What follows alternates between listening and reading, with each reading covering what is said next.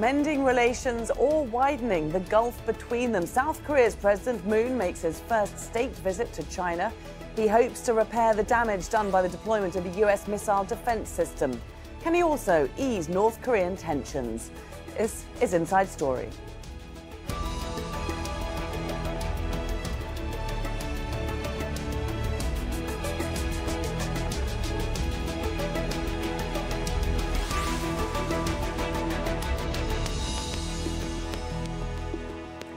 Hello there and welcome to the programme. I'm Laura Kyle. President Moon Jae-In was welcomed to Beijing by leader Xi Jinping. Moon is calling for a new era in their relationship, one based on trust and friendship after months of mistrust and hostility.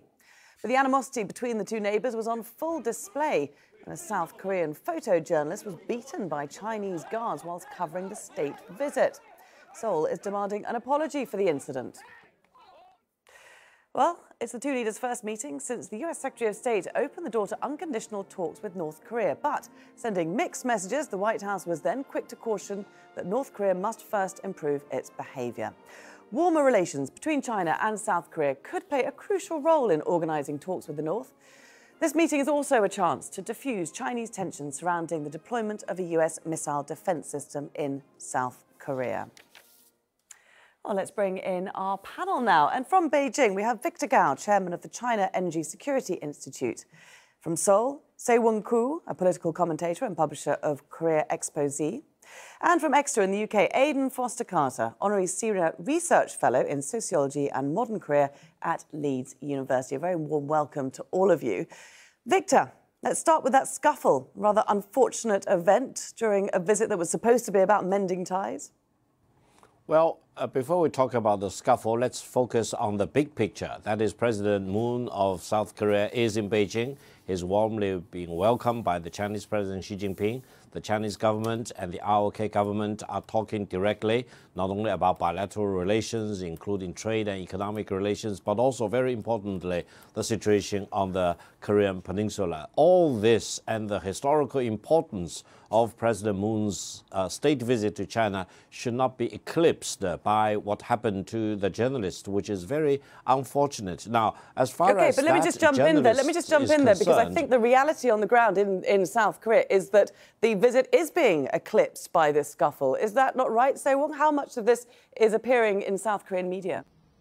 I agree with Mr. Gao that the visit should not be eclipsed by this scuffle.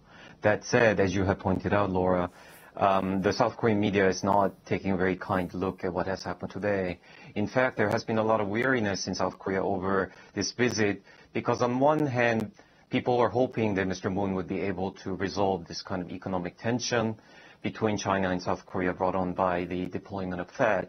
But at the same time, they have been wondering whether China is truly interested in the best interest of South Korea, whether China will receive the president warmly. There have been articles about precedents set by the Chinese government in slighting foreign leaders who visit Beijing.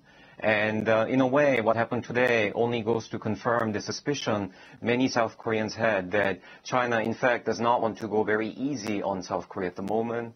So this is going to have a very unfortunate and detrimental effect on the visit. OK, Victor, just before we do look at the big picture, and we will get to it, I promise you, one more question. South Korea is demanding an apology for this scuffle. Will it get it? I think I listened very carefully to the Chinese government's explanation, which said that this journalist was not part of the official press corps organized by the government of South Korea. And I do not know all the details on the ground, but I think the reality is that whenever you have such a state visit, the top priority is to ensure the security and the safety of the heads of state of China and the heads of state of Republic of Korea. Similar events happened before in other countries, and I do not know the exact details, but I think on the Chinese side, there is no intention of insulting the Korean journalist. I think most likely upon verification and investigation, of course, someone made a misjudgment, or this journalist did not have all the qualifications as required by the Chinese side. And the Chinese Foreign Ministry said there was not enough communication back and forth between the two sides about the status of this Korean journalist. So I hope we will wait for the final results of the investigation. I personally feel sorry for the Korean journalist, and I hope the whole situation could have been handled more carefully. And fortunately, there is no direct threat to the security and the safety of the two heads of states of China and South Korea during this very important state visit. Aidan, this incident, is it something of a reflection of the state of relations between these two countries? Yes, I think so. And I'm sorry to say, but I think it is a reflection and perhaps a salutary reminder. And I don't want to lose sight of the big issues either. We'll get to them next, won't we? But this happened. It's a reminder of the nature of the Chinese state. I mean, come on, security of the leader. A dozen guys took this guy away, took him outside, formed a circle around him and beat the hell out of him. There is no conceivable excuse for that. And it's a reminder that China really doesn't do soft power. China is, I rejoice in the rise of China in many ways, how many hundreds of millions of people have been brought out of poverty, but China doesn't seem to do soft power. And on the Beijing stage, just as with THAAD over the past year, China is behaving like a bully. And as a result, all the affection that there was in South Korea towards China has pretty much vanished. This doesn't seem smart. China used to engage in self-criticism in the Mao eras, and I don't want to bring that back. No one does. But maybe someone should reflect on the way that China does things. OK. Do you think that there is an opportunity here, though, for President Moon to have something of a different relationship with President Xi Jinping as opposed to his predecessor? Well, I'm not quite sure about that. I mean, let's come to the big picture, because it's very interesting and it's got a long historical background. One of the many things that annoys me about North Korea, and I know we're going to talk about that later, is it distracts our attention from the fact that the real Northeast Asia is not just this maverick, annoying country with its nuclear and missile tests. We can all agree on deploring that. But there are three major countries, major economies, three of the world's largest economies, all very much intertwined: China, Japan and South Korea. We have to think about all three. And there's a very complicated relationship between them. And basically, the fact is that South Korea and Japan are close US allies. They're democracies. They're members of the OECD, the Rich Nations Club, and they have much in common on that front.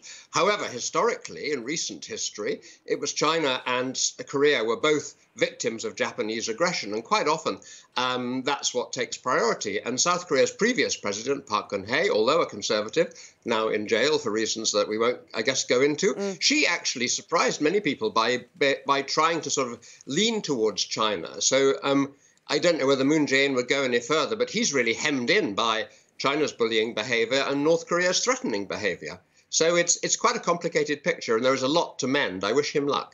Absolutely. Se-Woong, how contentious is this THAAD anti-aircraft missile system? I mean, it's caused a huge rift between these two countries that should have been mended in October with this agreement to agree to disagree, and yet it still seems to be larger than ever.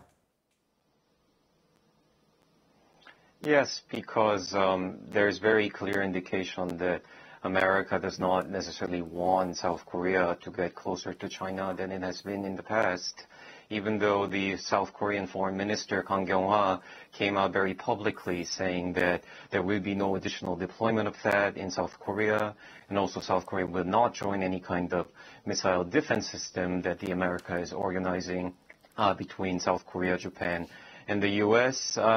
As far as I can tell, that there is this kind of hesitation or suspicion on the part of the Chinese as to whether South Koreans are sincere about, I guess, putting a certain distance between itself and the U.S., which traditionally has been a very strong ally of South Korea. And even within South Korea, there are many people who express reservation about any kind of closer ties with China for many reasons, including what Dr. Foster Carter just said, that China is a bully, it cannot really be trusted. Let's not forget the very long history of aggression that Korea has suffered in the hands of the Chinese. Can we really trust China to have the best interest of South Korea? And it is hard For example, look at what China has done to try and diffuse this situation over the North Korean nuclear development. Many have called on China to do something to put more pressure on North Korea. But South Koreans are actually asking, has China really done that? Is China sincere about bringing North Korea to a table for dialogue? In fact, just before the show took place, there was a report from South Korea's official Yonhap news agency that China and South Korea have issued a statement agreeing that there cannot be any war on the Korean peninsula. They are also agreeing that there has to be peaceful means and dialogue for bringing North Korea to the table for negotiation. But what is China going to do to help this happen?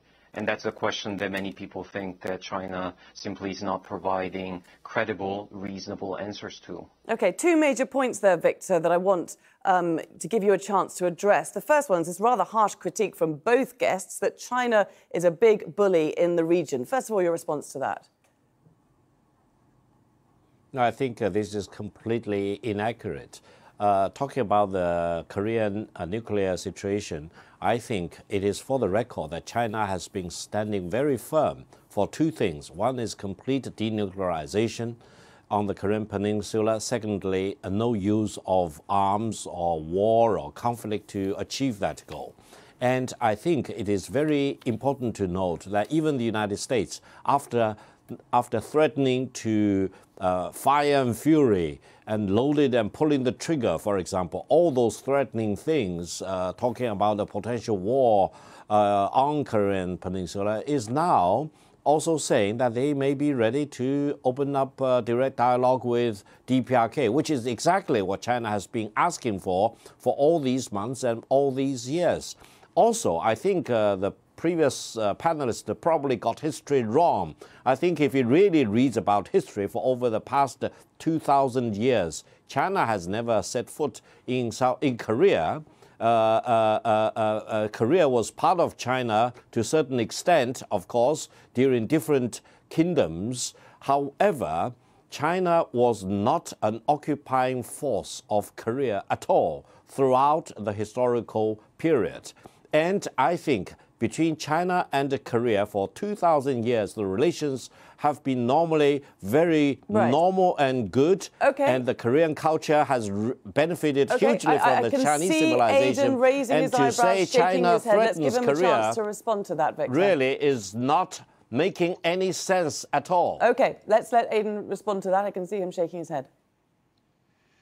I dare say that viewers don't particularly want to be treated to an argument about history, but history matters enormously in this region. I suppose I'm a disinterested observer from the outside.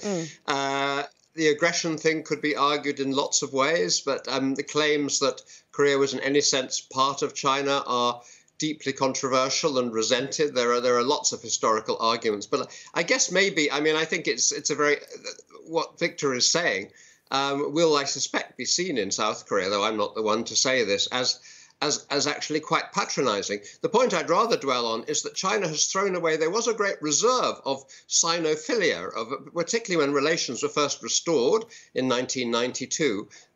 There was something like, I actually have a phrase for this, I call it penultimate oppressor love. Actually, the Japanese were the ones who came in for all the flack, and China, whatever it had done, had pretty much been forgiven. It seems to me that you judge the policy that's currently being pursued, and I mean the last year of bullying, and it is bullying, and having sanctions that you don't admit you're having, so it's lying as well. It wasn't good policy from China's national interests, because it has turned many people in South Korea against China, and I really think the officials who thought this was a good idea should be held responsible and should resign, and then we could go forward. So, what's the pressure that China's been putting on South Korea, both in terms of the economy, sanctions, as Aidan calls them, and getting South Korea to come into line with China on its policy towards North Korea?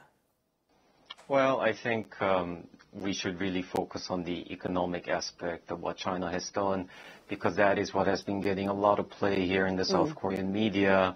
Ever since South Korea proceeded with deploying the missile defense system THAAD, it has been very clear that China was quite overtly engaging in measures of economic retaliation against South Korean businesses in Chinese soil, and also trying to prevent Chinese tourists from coming to visit South Korea, despite the fact that Chinese tourists, in fact, make up for the biggest portion of foreign visitors to South Korea. In the moment, China may deny it.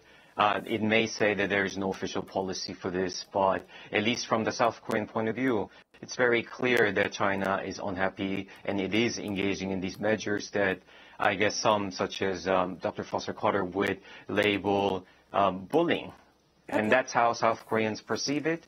And if you look at how Koreans are responding to these in the media and also on social media, it's very clear that there's a great deal of anger at China.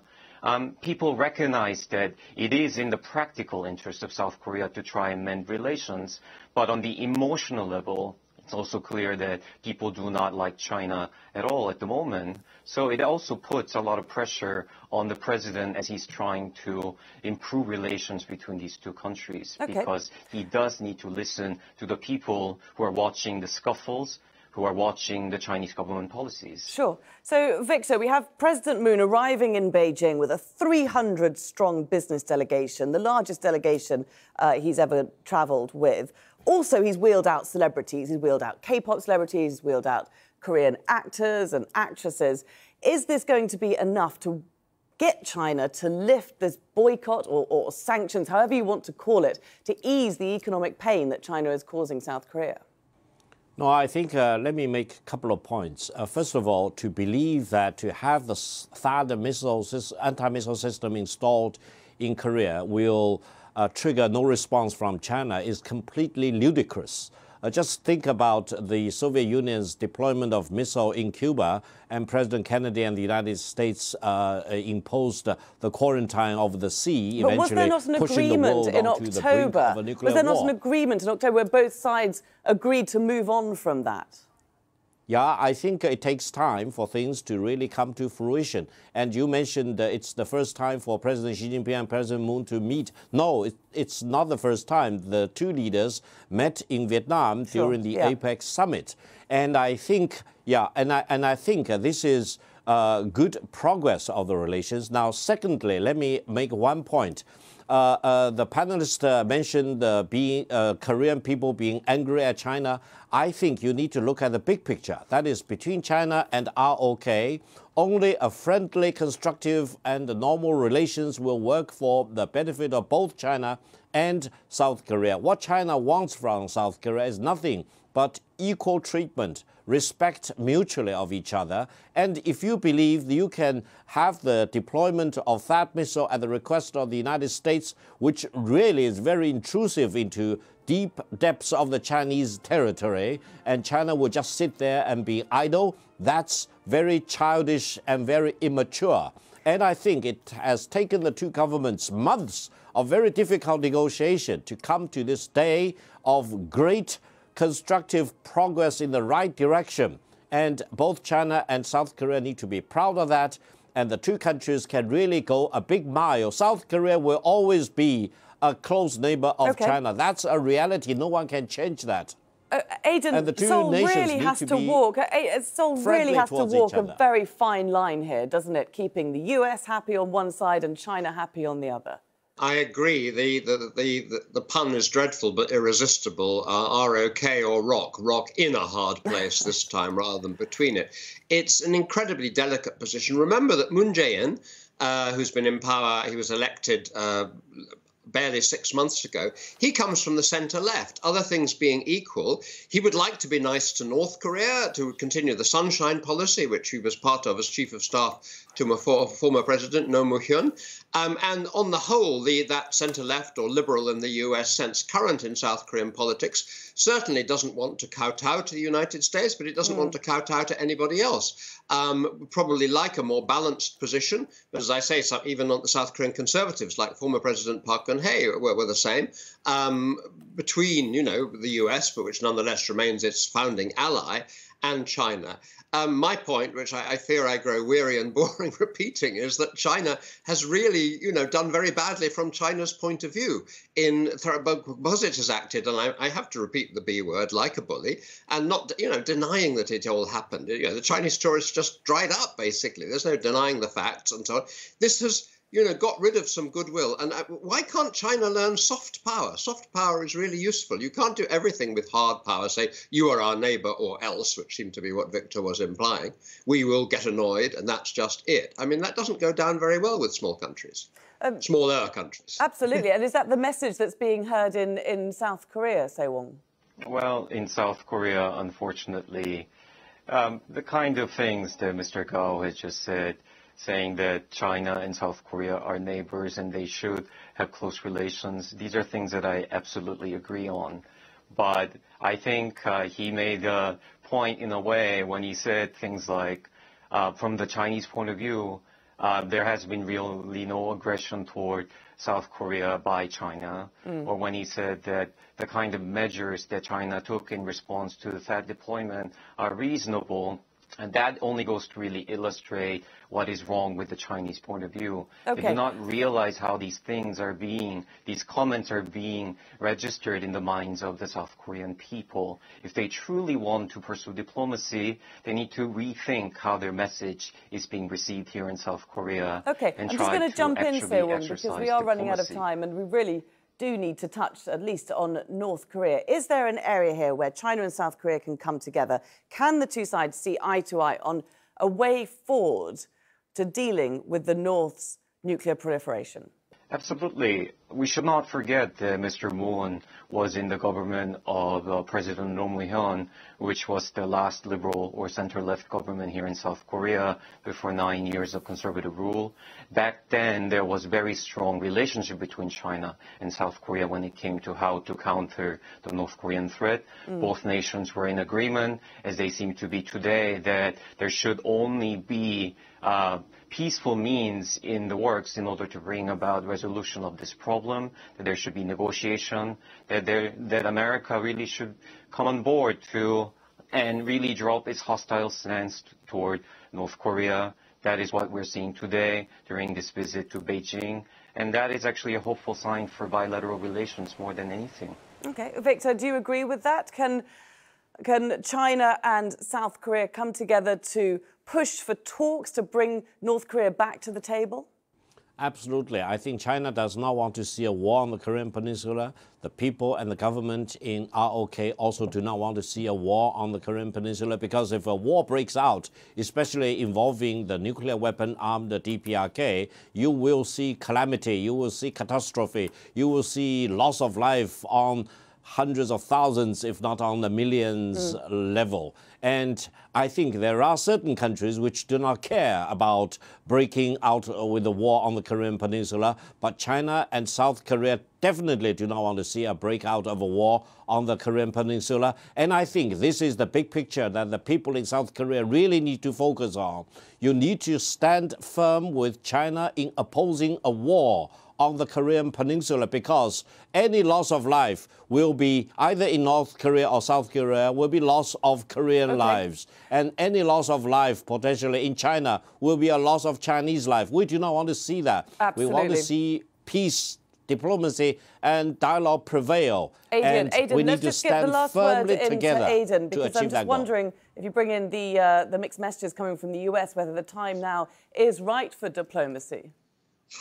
Well, we hope so. I mean, after our perhaps rather sharp exchanges earlier in this programme, it's a great pleasure to broadly agree with Victor. I mean, I too, a safe distance from North Korea, I find it incredibly irresponsible, not just the mixed messages that are coming out of this US administration, which honestly is like no other we've ever seen in all sorts of ways. We just don't really know what their policy is. We have Tillerson most recently, Secretary of State, sounding a more diplomatic note, but we don't know whether he represents the White House. We don't even know whether he's actually on the way out.